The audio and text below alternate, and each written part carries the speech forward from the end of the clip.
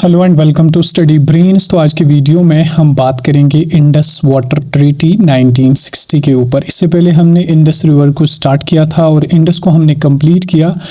उसमें मैंने आपको ट्रिब्यूटरीज, डिस्ट्रीब्यूटरीज वगैरह चीज़ें सारी बताई हुई थी। ओके, तो बिना टाइम वेस्ट किए हुए हम इंडस वाटर ट्रीटी, क्योंकि ये इसी के रिलेट है, तो इंडस के ऊपर हो चुकी है इंडस वाटर ट्रीटी, तो इम्पॉर्टेंट है इस चीज़ को पढ़ना। और साथ ही साथ हम आज के वीडियो में परमानेंट इंडस कमीशन के बारे में भी बात करेंगे, जो कि एक कमीशन है between Pakistan and India.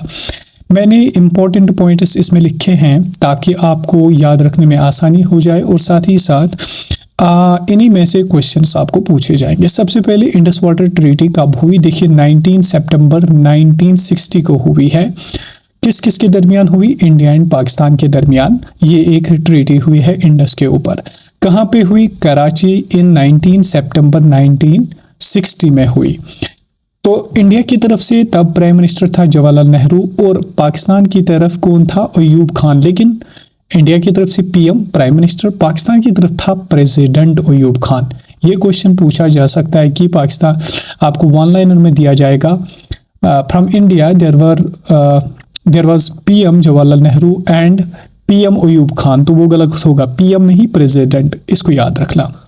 Examiner questions इसी तरह के पूछता है, एक वर्ड को गलत करने से आपका सारा क्वेश्चन गलत हो सकता है। मीडिएटर कौन था इसका, यानी जिन्होंने ये इंडस वाटर ट्रीटी लिखी की, तो वो था वर्ल्ड बैंक।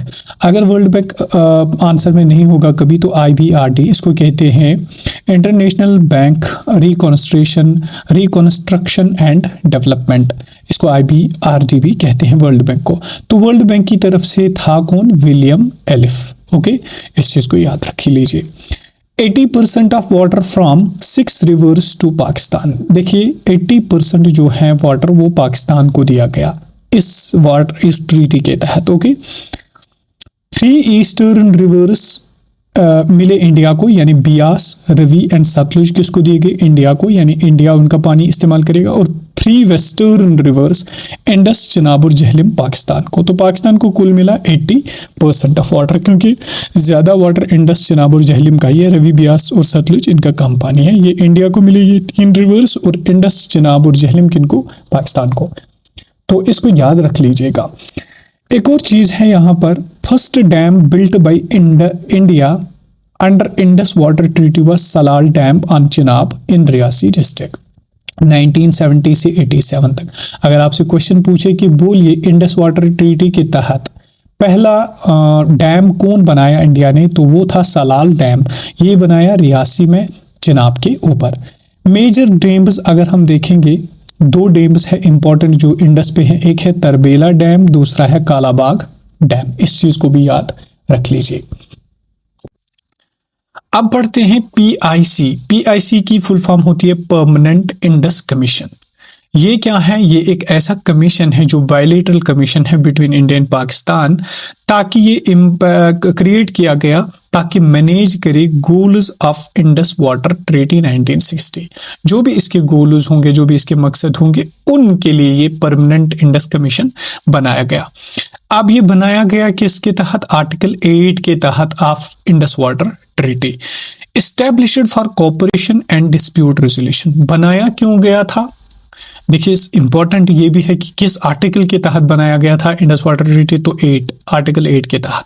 क्यों बनाया गया था? ताकि डिस्प्यूट रेजोल्यूशन करे, यानी अगर कभी कभार इंडिया और पाकिस्तान को वाटर पे डिस्प्यूट हो जाए, इंडस पे डिस्प्यूट हो जाए, तो वो यही परमानेंट इंडस कमीशन के ऑफिशियल्स जो होंगे वो इसको सॉल्व करेंगे।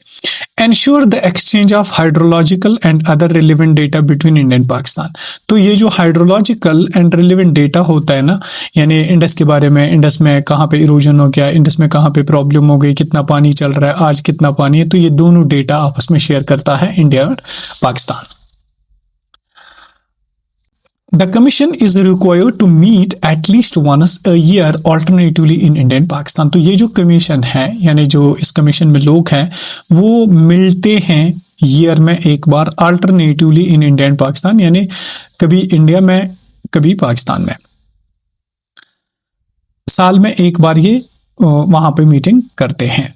India has no exit, it has no exit clause Indus Water Treaty does not permit unilateral termination by either Pakistan और इंडिया, यानी इसमें कोई एग्जिट क्लाज नहीं है। एग्जिट क्लाज का मतलब क्या हुआ कि ना इंडिया ही इससे टर्मिनेट खुद को कर सकता है, बाहर कर सकता है, ना पाकिस्तान ही खुद को बाहर कर सकता है। या तो दोनों बाहर कर सकते हैं, दोनों में से एक कभी भी नहीं कर सकते। उसको कहते हैं नो एग्जिट क्लाज, यानी कोई इसे खुद को बाहर नहीं निकाल सकता है यूनिलेटरली, यानी अकेले। डिस्प्यूट रेजोल्यूशन मैकेनिज्म, इसमें एक डिस्प्यूट रेजोल्यूशन मैकेनिज्म रखा गया आर्टिकल 9 के तहत। ओके, आर्टिकल 9 में इसका एक डिस्प्यूट रेजोल्यूशन मैकेनिज्म रखा गया है। उस डिस्प्यूट में रेजोल्यूशन मैकेनिज्म ने 3 टायर डिस्प्यूट रेजोल्यूशन दिया, यानी अगर इंडस के वाटर पर कभी डिस्प्यूट होगा तो उसके लिए एक डिस्प्यूट रेजोल्यूशन मैकेनिज्म रखा गया article 9 of Indus Water treaty के तहत। तो वो क्या कहते हैं, उन्होंने उस आर्टिकल ने 3 टायर डिस्प्यूट रेजोल्यूशन दिया, यानी अगर डिस्प्यूट होगा तो वो 3 तरीकों से हल किया जा सकता है। नंबर 1, रेजोल्यूशन बाय PIC, तो परमानेंट इंडस कमीशन जो होगा वो खुद इसका रेजोल्यूशन निकालेगा। अगर ये नहीं निकालेगा तो फिर न्यूट्रल एक्सपर्ट्स मतलब दूसरे कंट्री से किसी को एक्सपर्ट को लाया जाए, वो उसको हल करेगा। अगर वो भी नहीं कर पाया तो कोर्ट ऑफ आर्बिट्रेशन उसको हल करेगा।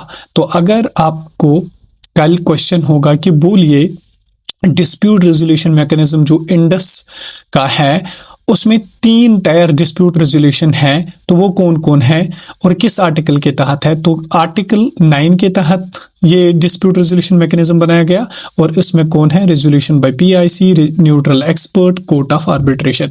आपको कहा दिया जाएगा आंसर में resolution bye PIC, neutral expert, यहाँ पे दिया जाएगा इंटरनेशनल कोर्ट ऑफ जस्टिस या इंटरनेशनल कोर्ट ऑफ लॉ, तो कुछ और दिया जाएगा, या आपको वर्ल्ड बैंक दिया जाएगा, तो वो गलत होगा, कोर्ट ऑफ आर्बिट्रेशन सही आंसर होगा।